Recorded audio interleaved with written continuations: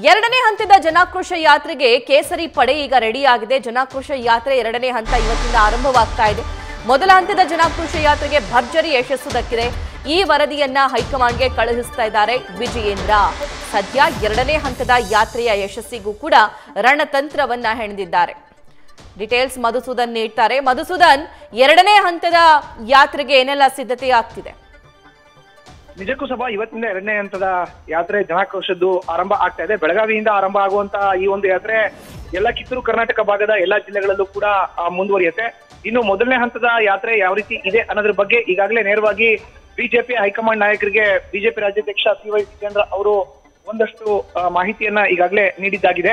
ವರದಿಯ ಮೂಲಕ ಬಿಜೆಪಿಯ ಹೈಕಮಾಂಡ್ ನಾಯಕರಿಗೆ ಸಲ್ಲಿಕೆಯನ್ನ ಮಾಡಿದ್ದಾರೆ. ಹಳೆ ಮೈಸೂರು ಭಾಗ, ಕರಾವಳಿ ಜೊತೆಗೆ ಮಲೆನಾಡು ಈ ಮೂರು ಭಾಗಗಳಲ್ಲೂ ಕೂಡ ಈಗಾಗಲೇ ಜನಾಕ್ರೋಶ ಯಾತ್ರೆಯ ಮೊದಲ ಹಂತದ ಸಮಾವೇಶ ಅಥವಾ ಯಾತ್ರೆ ಯಾವ ರೀತಿ ನಡೆದಿದೆ ಅನ್ನೋದ್ರ ಬಗ್ಗೆ ಕೂಲಂಕುಷವಾಗಿರುವಂತ ಮಾಹಿತಿ ನೀಡಿರುವಂತಹ ವಿಜಯೇಂದ್ರ ಅವರು ಇವತ್ತಿನಿಂದ ಎರಡನೇ ಹಂತದ ಯಾತ್ರೆಯನ್ನ ಆರಂಭ ಮಾಡ್ತಿದ್ದಾರೆ. ಕಿತ್ತೂರು ಕರ್ನಾಟಕ ಭಾಗದಲ್ಲಿ ಪ್ರಬಲ ವೀರಶೈವ ಲಿಂಗಾಯತ ಮಠಗಳೇ ನಿರ್ಣಾಯಕ ಆಗಿರುವಂತಹ ಕ್ಷೇತ್ರಗಳ ಮೇಲೆ ವಿಜಯೇಂದ್ರ ಕಣ್ಣಿಟ್ಟಿದ್ದಾರೆ ಅಂತ ಉಲ್ಲೇಖ ಮಾಡಬಹುದು. ಸಭಾ, ಥ್ಯಾಂಕ್ ಯು ಮಧುಸೂದನ್.